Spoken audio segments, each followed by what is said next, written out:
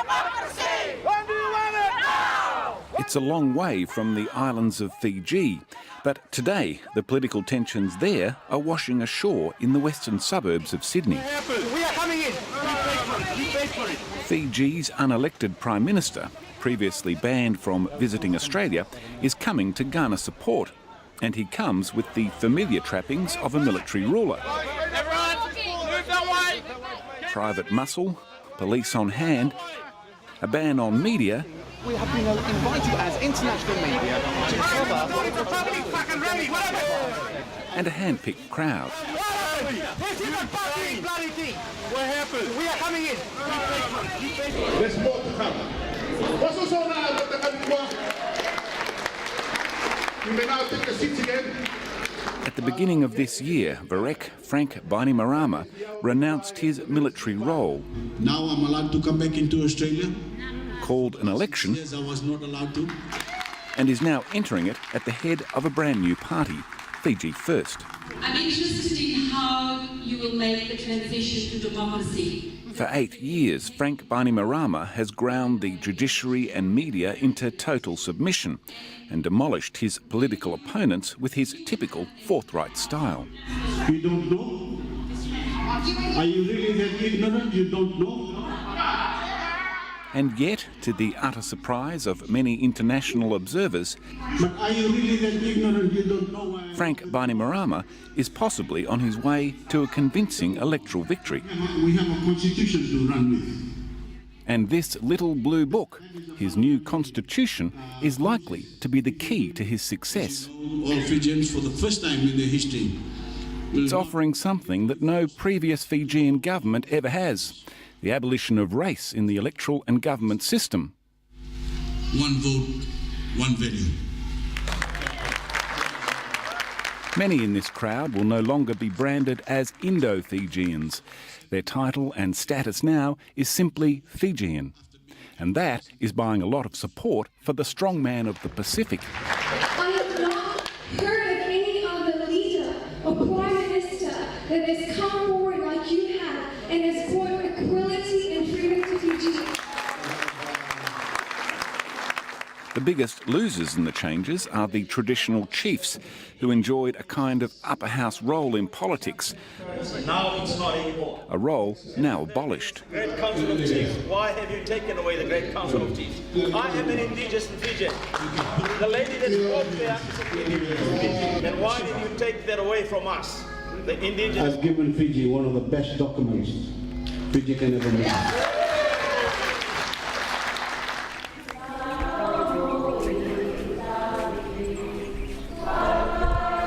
It's Sunday in the village of Naililili, across the River Delta on the outskirts of Suva.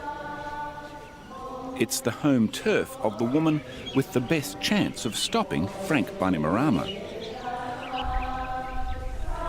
Rotemumu Kepa is virtual royalty in Fiji. A hereditary chief, one of just 3 supreme chiefs in Fiji, and now the leader of the main opposition party.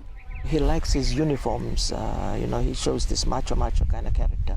They're reinventing him or remolding him into this other persona. The father figure. That's right, yeah. With little children. The dominant pro-government media are predicting, if they mention her at all, that she's heading for a resounding defeat to Bainimarama. Maybe that's what he thinks. Yes. You think he's still in for a surprise? He's in for a big surprise. Yeah. Because the paper, largely the papers that support him have been claiming 80% for Bainimarama. You don't think it's going to turn out like that? You will ask them where they've been going. Those people are not going out to the rural areas or peri-urban to ask them what their opinion is. And secondly, there's still this fear factor. You can't take it away. Yes. If you're going to ask me, who do you support? Yes. I look at you and I think, I better say Fiji first. Give the right answer. Yeah. So I will say to you, Fiji first.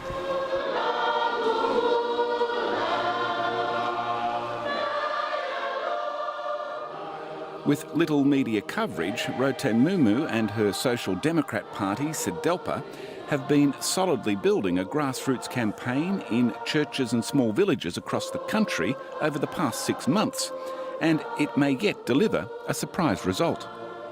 I think with a media decree, it makes it very difficult for us to give our side of the story, which means that for them to hear our side of the story, we'd have to physically go out and speak to them. But most people, because they've seen bullying, his bullying tactics, others who have been persecuted and tortured, those who have lost their jobs, they have no place for any redress. So there's still very much that fear factor. Well, he was certainly a man to be frightened of during the coup, but he does seem to have changed. He's a dictator, but he's popular. How do you explain that? We mustn't forget the fact that the person who is now showing himself to be very much a father figure is the same guy that walked down the streets with 600 men behind him, and showing people that if you're not careful, me and these guys behind me, are here. Chiefs, soldiers and coups have been the dominant features of Fiji since 1987, after the first indigenous and military uprising against what was seen as a government that was too sympathetic to the Indian population of Fiji.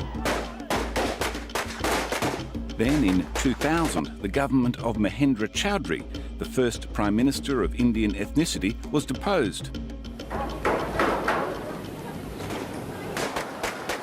Chaudhry and his government were held hostage for 56 days, while Indo-Fijians, then almost half the population, were viciously attacked in the remote rural areas. And the Fijian people take the knife and chase that son. And 3 days we stay in the bush. Houses were burnt, businesses looted, men beaten and women raped. Many of those whose homes survived were given just 30 days to vacate farms where their families had been for a century. All double B. Pretty solid. Yeah, pretty solid. Because I was trying to fight with a hurricane, but I never thought about this. Then it was into this environment that Commodore Frank Bainimarama entered the national stage. As army commander, he arrested the coup makers and restored a civilian government. But 6 years later, in 2006, the government proved to his unliking. He seized power for himself and has held it ever since. As of 6 o'clock this evening, the military has taken over the government, has executive authority and the running of this country. Unrepentant to international condemnation and scornful of persistent demands that he called an election. Dictatorship is in what? What am I doing? That You've suspended the constitution, you've sacked the judges, you've seized power. I sacked the judges? Where did you get the brief that I sacked the judges? What? Let's get one thing right. The constitution's gone. They were not the only thing that were removed. Yes. When everything was removed except your power. Right? Everything was removed except your power. Since he seized power, he's had one constant confidant and advisor, Attorney General Ayaz Sayed Qayyum, a legal expert who crafted most of the PM's constitutional manoeuvres since 2006. Many in Fiji see Qayyum as the true power behind the throne.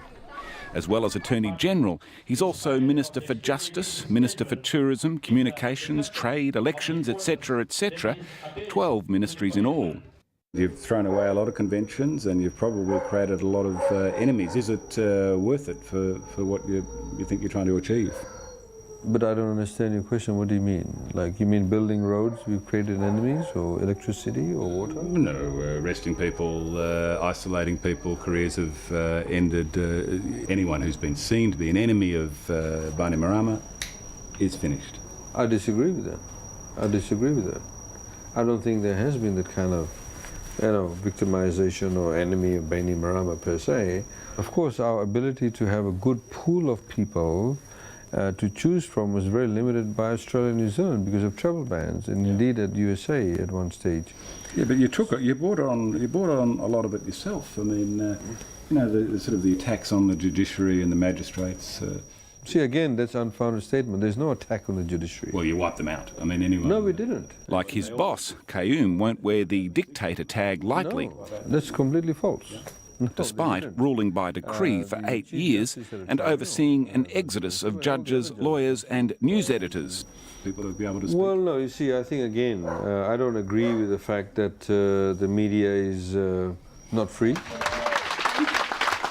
It's a privilege to see you here today, and I firmly believe and strongly have faith in unity, and I know this is what this party is all about. So, Whatever criticisms there are about the laws he's created in Fiji, we must all think as Fijians. Undoubtedly his proudest achievement is in crafting the new colourblind constitution. If you're going to have political parties that are going to contest the elections based on religion, ethnicity, denomination, how will they be as a government? The abolition of racial distinctions in parliamentary seats, in government jobs, scholarships and housing has shaken the cornerstones of Fijian politics. Do you say, yeah, I want to know what race the CEO is? I want to know what race the chairman is? No.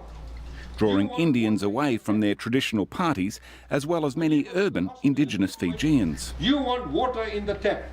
Kayum, an Australian-educated lawyer, has imported multiculturalism into the laws of Fijian politics. You want the best person to do the right job. And it may prove to be his most valuable contribution to the ongoing rule of Bainimarama. I've got to say, it feels like an irony to me, this government, which is ruled by decree, came in with the military, and yet it's kind of got this democratic flower that it's trying to present to the people. No other party's ever done this before. No, not at all. The type of analysis you have is perhaps the type of misunderstanding a lot of foreigners and indeed some of the other politicians have. It is a bit of a paradox. It's a paradox. There's no other party here saying, or that presented, we want equality between races. Yeah, no other party, or certainly delivered it. Yeah, exactly. And I think but Kayum's enthusiasm for multiculturalism is not shared by all across the land.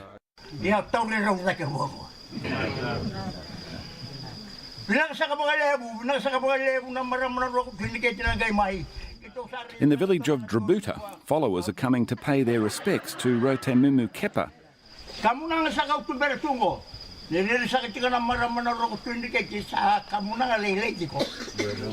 The conventions that are followed here are much older than any parliamentary constitution.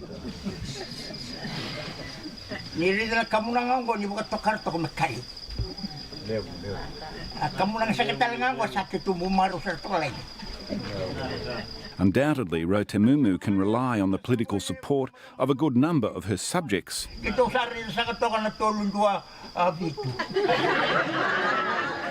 Indigenous voters now make up 2/3 of the electorate. How loyal they will be to Rotemumu is the wild card of the election. But part of Sedelpa's message, the attack on Kayum and his constitution, is starting to bite.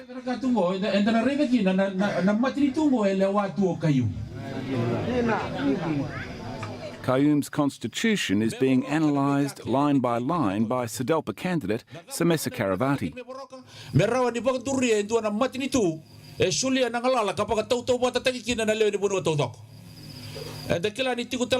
equal citizenship.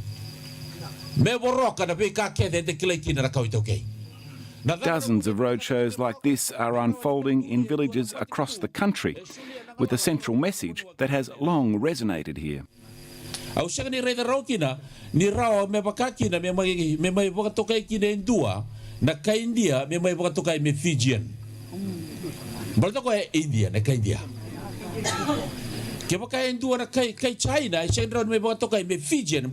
Chinese. For goodness sake, your own chiefly system must go. They said to us, when you talked about the word Fijian, I mean, it's in a way, from many perspectives, quite superfluous. In a country like Australia, we don't have a debate about whether one should be called an Australian or not. This is a controversy. This is a big controversy, this one. So the point is that if you're born in France, you're French, period. On a personal level, how do you feel that if you pass a law that says you can be called a Fijian, what were you called before?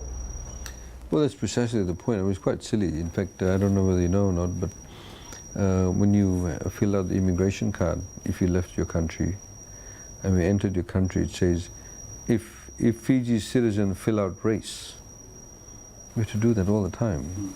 She's constantly reminded of that. It's quite, in a way, quite tragic. The Constitution probably is a threat to chiefly power, is a possible threat to Indigenous land, and to this crowd, its secular nature is a threat to God himself.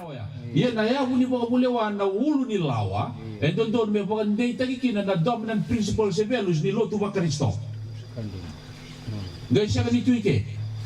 Balik na ni satu ganito ike. Kaya maganda so ko batike na Muslim, no ko na Hindu na Lotu Bakaristo. Nakaluta mo ko better maliw, din das bing maliw ito mo. It's hard to see what Rote Mumu makes of the discussion here. As is appropriate for a chief in a village setting, others do most of the talking, but undoubtedly some of it would resonate with her. How do you view the non-Indigenous population in Fiji? You know, that is a very interesting question because I have been labelled by certain people as racist.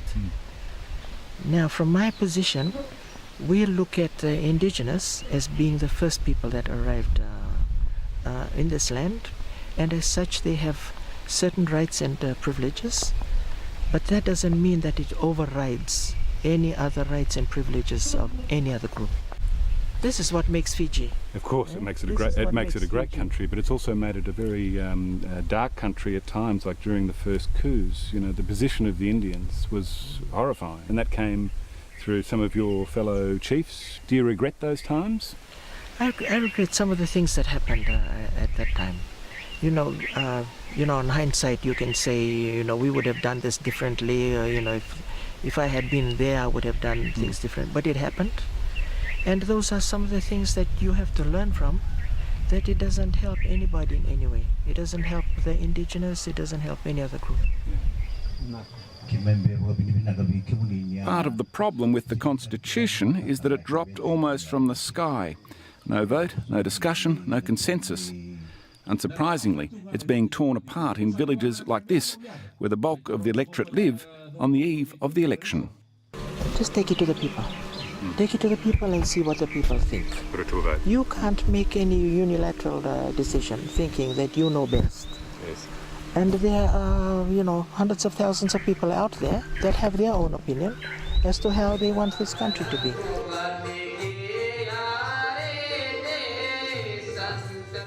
Bainimarama's iron rule has undoubtedly provided security to the Indian community. And he brings an alluring promise of racial equality. But it's yet to be seen whether he can smash their old loyalties to their own ethnic parties, essential if he's to win. Ominously, some of the Indian parties have begun to resist the One Fiji message. Indo-Fijian. You like Indo-Fijian, do you? Indo-Fijian, yeah. You don't want one national name. Keep the Indian, okay. But most are enthusiastically embracing the concept. Are you comfortable to be called Fijian? Yeah, because in Fiji we should be called Fijian because we are staying in Fiji. Yeah. Fiji, we Fijian. Yeah? Fijian. Born in Fiji, so we have got the right to say Fijian. I'm of this nation, yeah? Yes, our nation. What do you think? To be called Fijian, do you like it? Yeah, I like it. Yeah.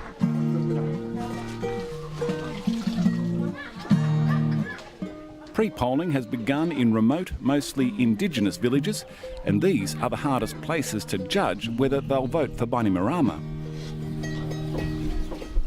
It would be impolite to publicly oppose Rotamumu's party here.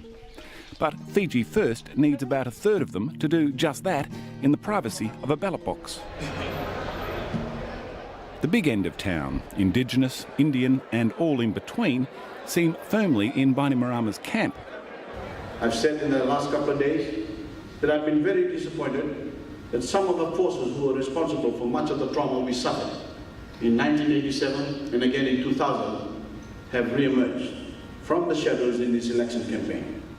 Roads are being built, hotels are back in the black, and the first skyscrapers are appearing on the Suva skyline. Bainimarama is not giving any interviews to foreign media in this campaign. He holds his antagonisms deeply, almost as deeply as his conviction that he has saved Fiji from catastrophe. You've been judged harshly internationally, but do you think you've got enough credit for the things you've tried to bring in this constitution? Yes, I think we have. Yeah. My government has done it, and we intend to carry it forward with Fiji first. One way or another, an year is coming to an end. How will you be judged, do you think? Look at this.